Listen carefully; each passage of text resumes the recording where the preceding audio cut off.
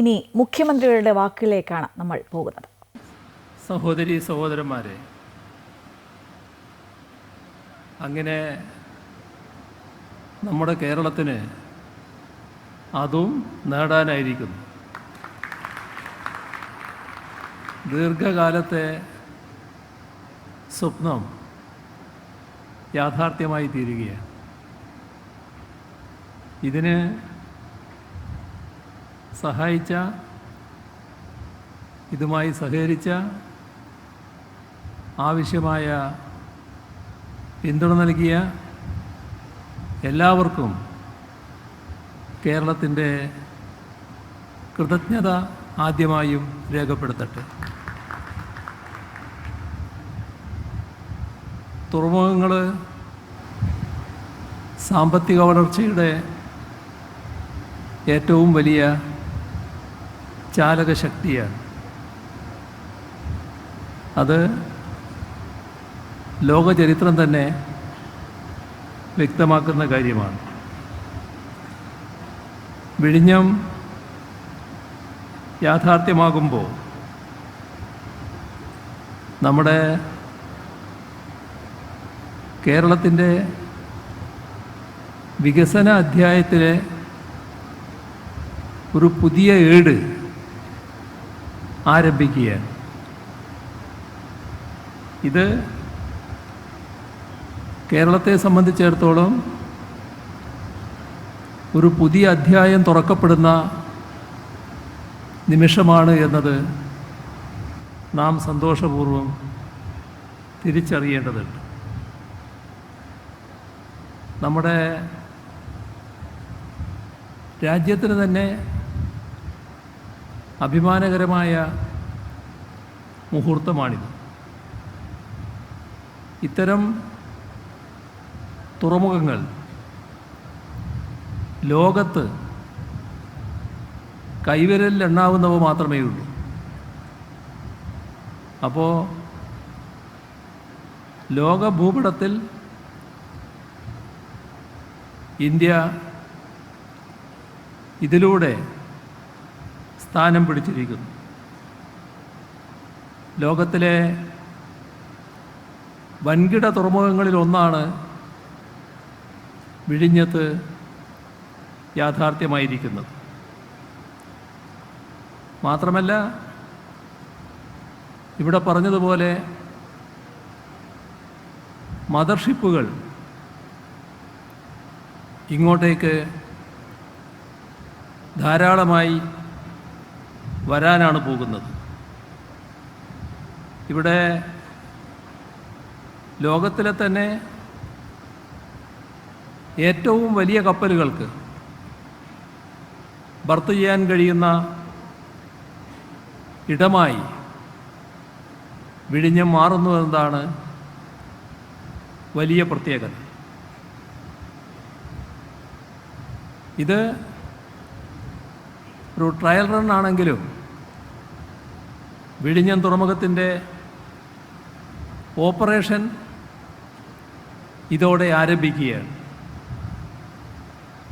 തൊട്ടു പിന്നാലെ ഇപ്പോൾ ട്രയൽ അടിസ്ഥാനത്തിലാണ്, എന്നാൽ തൊട്ടു പിന്നാലെ പൂർണ്ണ പ്രവർത്തന രീതിയിലേക്ക് മാറാനാണ് പോകുന്നത്. പോർട്ടുകളുടെ പോർട്ട് എന്ന് പറയാവുന്ന വിധത്തിൽ മദർ പോർട്ട് എന്ന് വിശേഷിപ്പിക്കാനാവും വിധം സുസജ്ജമായ തുറമുഖമായി ഇത് മാറുകയാണ്. ഇത് വലിയ അഭിമാനം പകരുന്ന നിമിഷമാണ്. അഭിമാനിക്കാനുള്ള വക ഇവിടെ തീരുന്നില്ല എന്നതാണ് പ്രത്യേകത. ഇപ്പോൾ ഒന്നാം ഘട്ടമാണ് പൂർത്തിയാകുന്നത്. പൂർത്തിയാകാനിരിക്കുന്നത് 2, 3, 4 ഘട്ടങ്ങളാണ്. അപ്പോഴാണ് സുസജ്ജവും സമ്പൂർണവുമായ വിശാല തുറമുഖമായി ഇത് മാറുക. ഇത് 2045 ആ തരത്തിലേക്ക് മാറണമെന്നാണ് നേരത്തെ വിഭാവനം ചെയ്തിരുന്നത്. എന്നാൽ അതിനും മുൻപ് ഏതാണ്ട് 17 വർഷം മുൻപേ തന്നെ ഇത് സമ്പൂർണ്ണ നിലയിലേക്ക് മാറുന്ന അവസ്ഥയിലേക്ക് കാര്യങ്ങൾ എത്തിക്കാൻ കഴിയും എന്നാണ് കാണുന്നത്. 2028 സമ്പൂർണ്ണ തുറമുഖമായി ഇത് മാറും എന്നത് അതീവ സന്തോഷകരമായ കാര്യമാണ്. ഇവിടെ പറഞ്ഞു, ഇതുമായി ബന്ധപ്പെട്ട ചെലവുകളുടെ കാര്യം 10,000 കോടി രൂപയുടെ നിക്ഷേപത്തിന് വഴിവെച്ചുകൊണ്ടാണ് ഈ വികസനം സാധ്യമാകുന്നത്. ഈ വിധത്തിൽ 17 കൊല്ലം മുൻപേ തന്നെ ഇതിനെ സമ്പൂർണ്ണമായി ഉപയോഗയോഗ്യമാക്കാൻ കഴിയുന്ന വിധത്തിൽ വേണ്ടത് ചെയ്യാൻ ഉള്ള കരാർ ഒപ്പിടാൻ പോവുകയാണ്. ഇത് നമ്മുടെ സംസ്ഥാനത്തിൻ്റെ മറ്റൊരു നേട്ടമായി കൂടി മാറുകയാണ്. ഇത്തരം കാര്യങ്ങളിൽ നേരത്തെ ഇവിടെ പ്രസ്താവിച്ചതുപോലെ അദാനി ഗ്രൂപ്പ്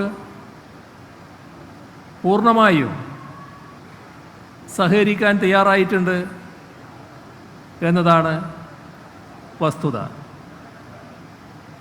അദാനി ഗ്രൂപ്പിൻ്റെ പ്രതിനിധി കരൺ അദാനി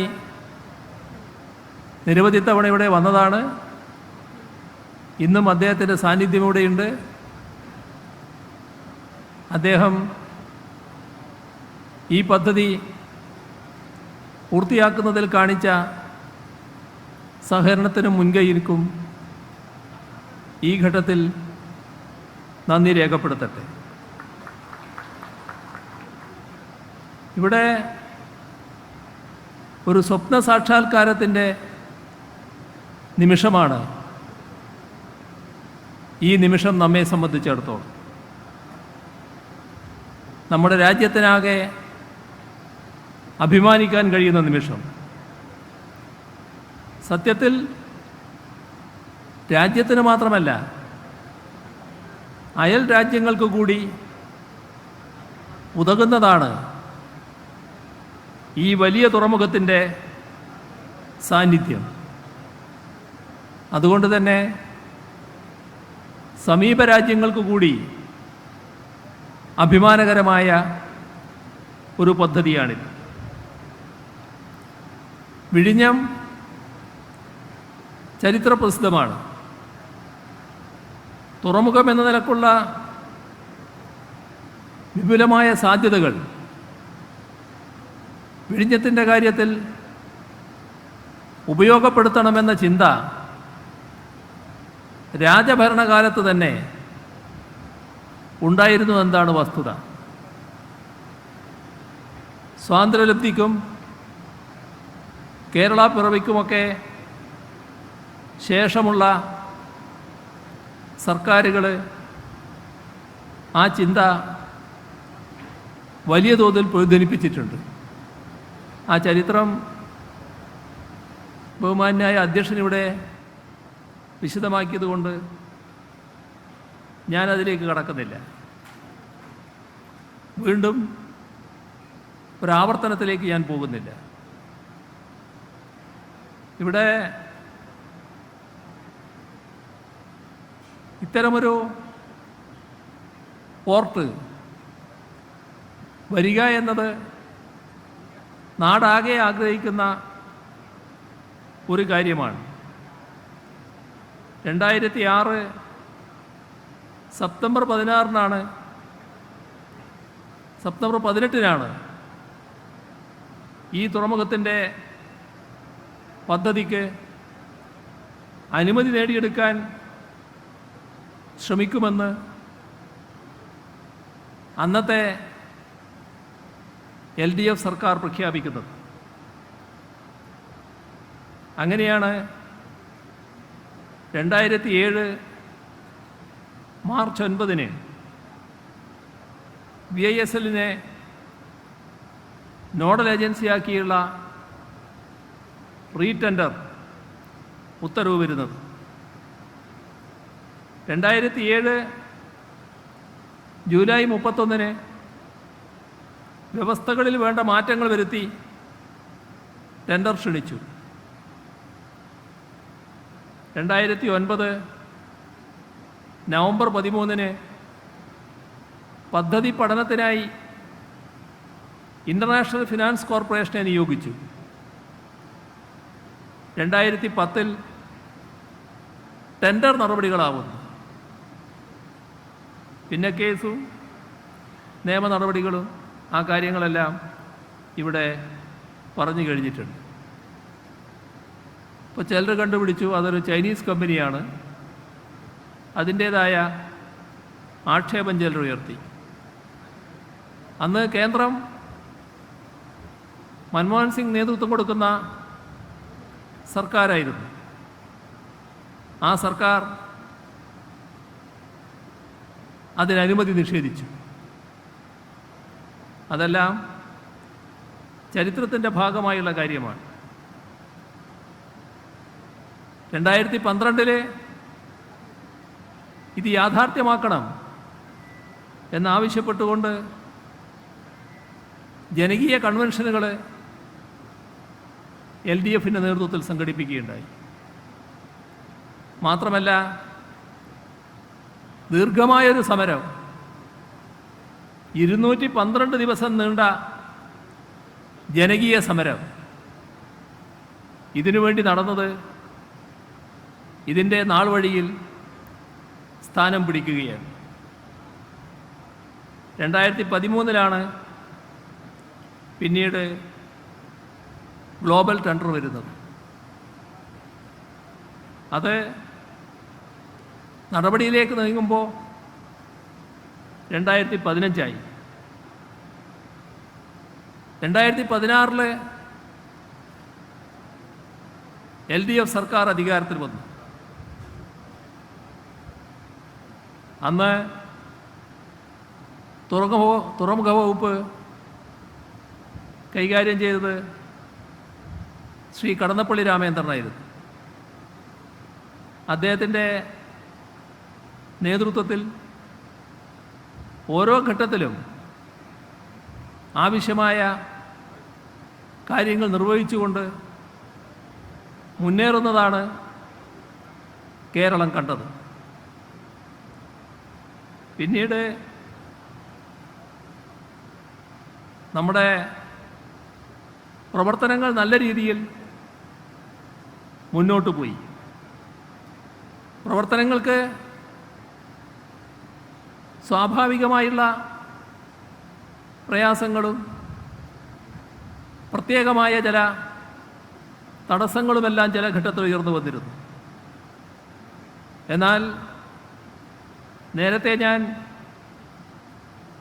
സൂചിപ്പിച്ചതുപോലെ ഈ നിർമ്മാണ കരാർ ഏറ്റെടുത്ത അദാനി ഗ്രൂപ്പിൻ്റെ പ്രതിബദ്ധമായ പ്രവർത്തനങ്ങൾ നല്ല രീതിയിൽ ഈ പ്രവർത്തനം മുന്നോട്ട് കൊണ്ടുപോകുന്നതിന് സഹായിച്ചു. അതിൻ്റെയെല്ലാം ഫലമായാണ് ഇന്നത്തെ ദിവസം ഈ രീതിയിൽ ഒരാഘോഷ ദിനമാക്കി മാറ്റാൻ നമുക്ക് കഴിയുന്നത്. എല്ലാവർക്കും അറിയാം പലവിധ തടസ്സങ്ങളുണ്ടായിരുന്നു എന്നുള്ളത്. ഞാനതിൻ്റെയൊന്നും ആവർത്തനത്തിലേക്ക് കടക്കുന്നില്ല. നമ്മുടെ നാടിൻ്റെ കൂട്ടായ ഇച്ഛാശക്തിയും ദൃഢനിശ്ചയവും നമുക്കിത് യാഥാർത്ഥ്യമായേ തീരൂ എന്ന നിശ്ചയദാർഢ്യവും അതെല്ലാമാണ് ഈ പദ്ധതി യാഥാർത്ഥ്യമാക്കുന്നതിന് ഇടയാക്കിയത്. 2017 ജൂണിൽ തന്നെ ബർത്തുകളുടെ നിർമ്മാണ പ്രവർത്തനങ്ങൾ ആരംഭിക്കാൻ നമുക്ക് കഴിഞ്ഞിരുന്നു. അതിനുശേഷമുണ്ടായ പ്രകൃതി ദുരന്തം, അതിൻ്റെ തുടർച്ചയായി മഹാമാരി, അതെല്ലാം വർഷങ്ങൾ നമ്മെ പ്രതികൂലമായി ബാധിച്ചത് ഈ പദ്ധതിയുടെ പൂർത്തീകരണത്തിനായി നിശ്ചയിച്ച സമയക്രമത്തെ പ്രതികൂലമായി ബാധിച്ചുവെന്ന് എല്ലാവർക്കും അറിയാവുന്നതാണ്. എന്നാൽ അതെല്ലാം മറികടന്നുകൊണ്ട് നാം ഒറ്റക്കെട്ടായി ശ്രമിച്ചതിൻ്റെ ഫലമായി ഈ ദിനത്തിലേക്ക് എത്താൻ നമുക്ക് സാധിച്ചു. നമ്മുടെ രാഷ്ട്രത്തിൻ്റെ തന്നെ അന്താരാഷ്ട്ര പ്രാധാന്യം ഈ തുറമുഖം ഉയർന്നു വരുമ്പോൾ ഒന്നുകൂടി വർദ്ധിക്കുന്നു എന്നതാണ് നാം കാണേണ്ടത്. സ്വാഭാവികമായും ഒരു രാജ്യത്തിൻ്റെ അന്താരാഷ്ട്ര പ്രാധാന്യം വർദ്ധിക്കുന്നുവെന്ന് വരുമ്പോൾ മറ്റ് ചില ശക്തികൾ, അത് അന്താരാഷ്ട്ര ലോബികൾ തന്നെ ഇതിനെതിരെ ചിന്തിച്ചു എന്ന് വരാം. ഇത് യാഥാർത്ഥ്യമാവാതിരിക്കാൻ രംഗത്ത് വന്നു എന്ന് വരാം. അതെല്ലാം ഇക്കാര്യത്തിൽ ഉണ്ടായി എന്നത് പരിശോധിച്ചാൽ നമുക്ക് കാണാൻ കഴിയും. വിഴിഞ്ഞം ആ രീതിയിൽ ഉയരുന്നത് പല വാണിജ്യ ലോബികൾക്കും ഇഷ്ടമായിരുന്നില്ല എന്നാണ് വസ്തുത. അപ്പോൾ അവരും അതിനെതിരെ രംഗത്തുണ്ടായി. ഈ പദ്ധതി നടപ്പാക്കാൻ അനുവദിക്കില്ല എന്ന് പറഞ്ഞ് സ്ഥാപിത താൽപ്പര്യത്തോടെ ചില ശ്രമങ്ങൾ നടത്തുകയുണ്ടായി. പക്ഷേ അതൊന്നും നമ്മുടെ നാടിൻ്റെ കൂട്ടായ ഇച്ഛാശക്തിയെയോ നിർവഹണശേഷിയെയോ ദുർബലപ്പെടുത്താൻ ഉതകുന്നതായിരുന്നില്ല. കാരണം നമുക്കിത് യാഥാർത്ഥ്യമായേ തീരുമായിരുന്നുള്ളൂ.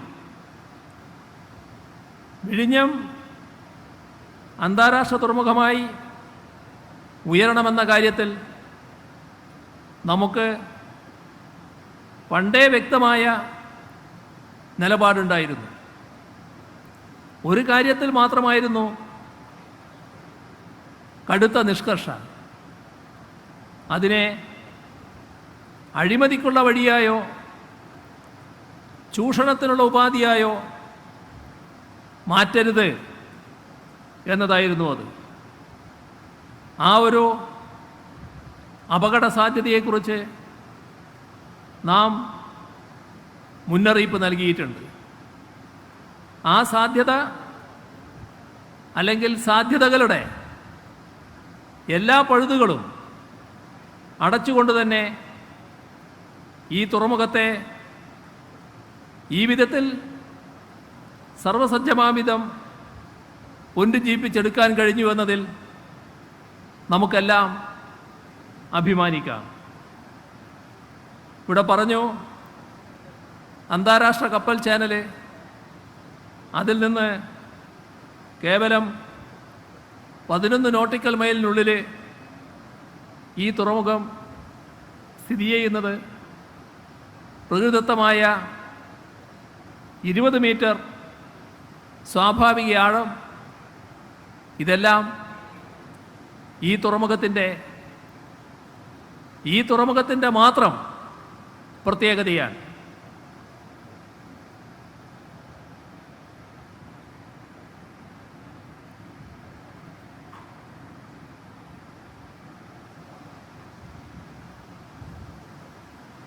നമ്മുടെ രാജ്യത്ത് മുഖ്യ കടൽപ്പാതയോട് ഇത്രയും അടുത്ത് നിൽക്കുന്ന മറ്റൊരു തുറമുഖമില്ല എന്നതാണ് വസ്തുത.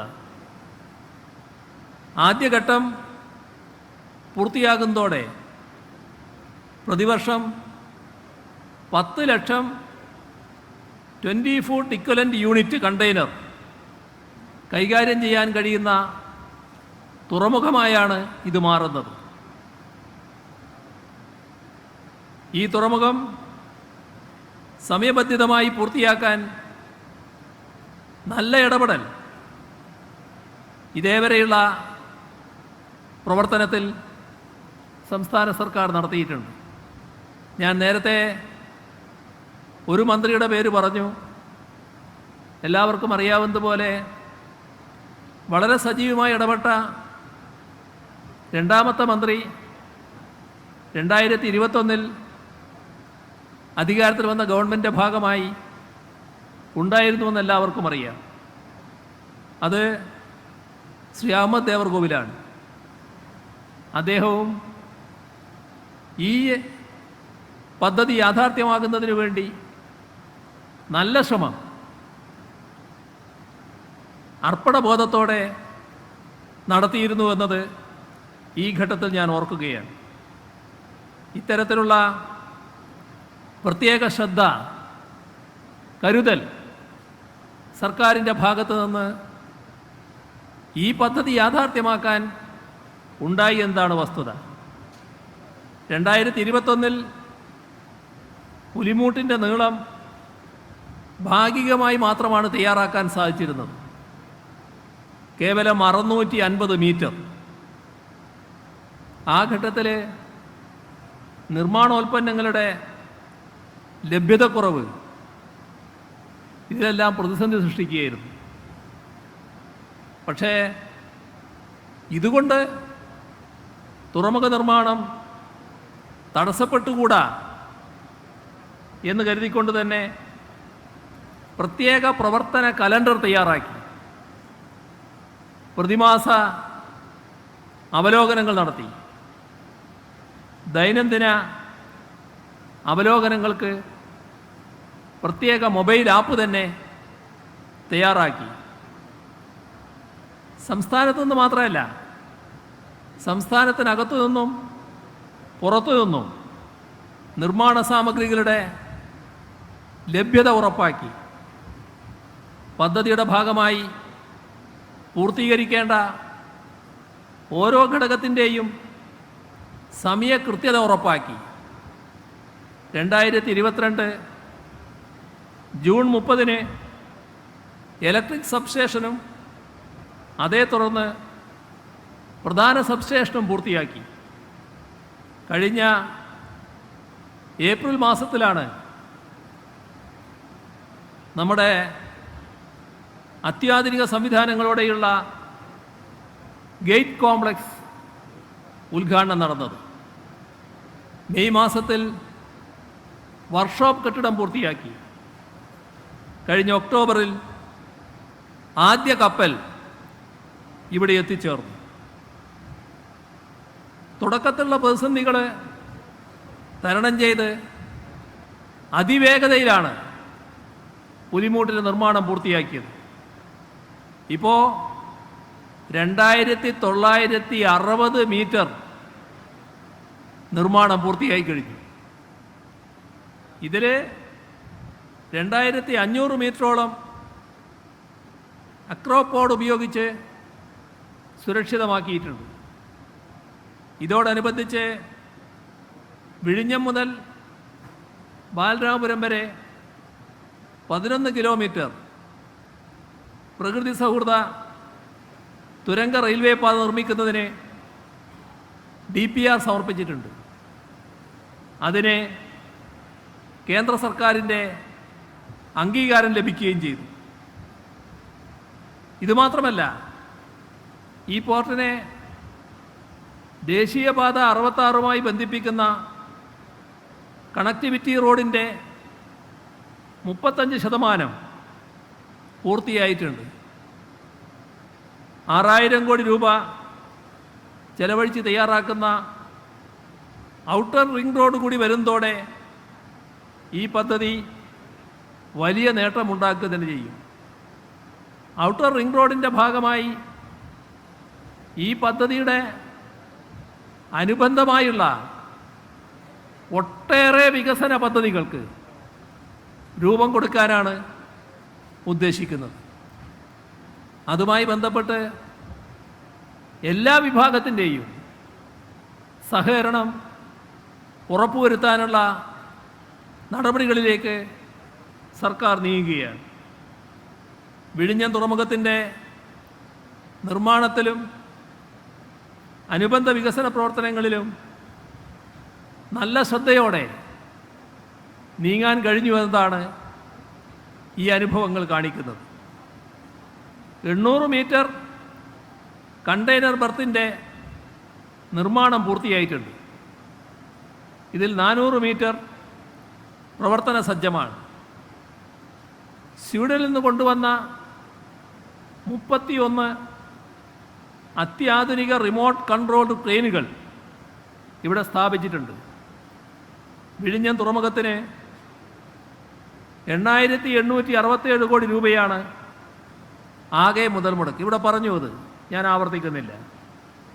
രാജ്യത്ത് ആദ്യമായി തുറമുഖ നിർമ്മാണത്തിനായി യൂണിയൻ സർക്കാർ വയബിലിറ്റി ഗ്യാപ്പ് ഫണ്ട് അംഗീകരിച്ചത് ഈ തുറമുഖത്തിന് വേണ്ടിയാണെന്ന പ്രത്യേകതയുമുണ്ട്.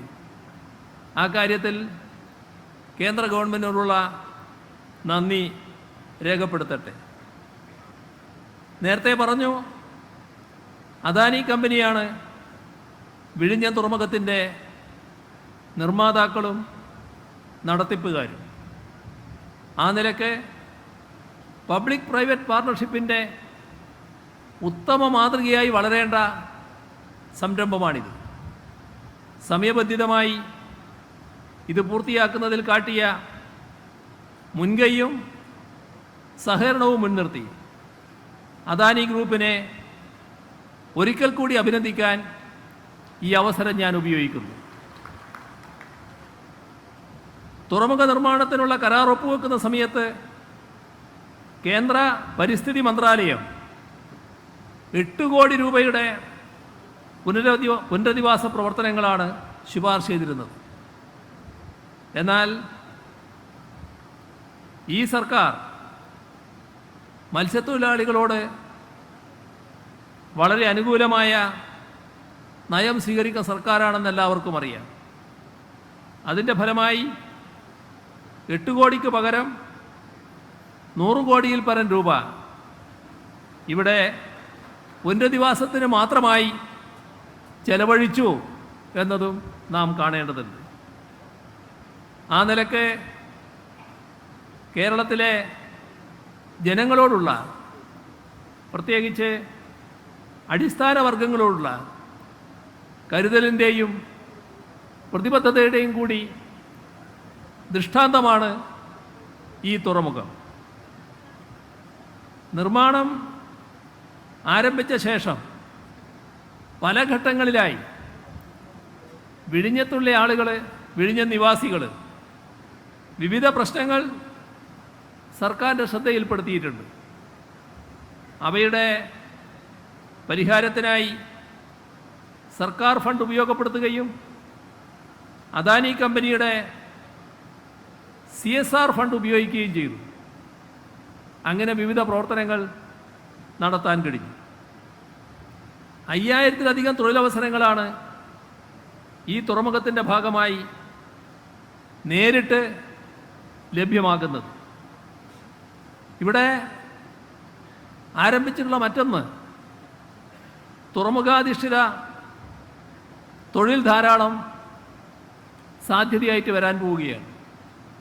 ഇപ്പോൾ തുറമുഖാധിഷ്ഠിത തൊഴിൽ പരിശീലനത്തിന് 50 കോടി രൂപ ചെലവിൽ ട്രെയിനിങ് സെൻറ്റർ ഇവിടെ ഒരുക്കുകയാണ്.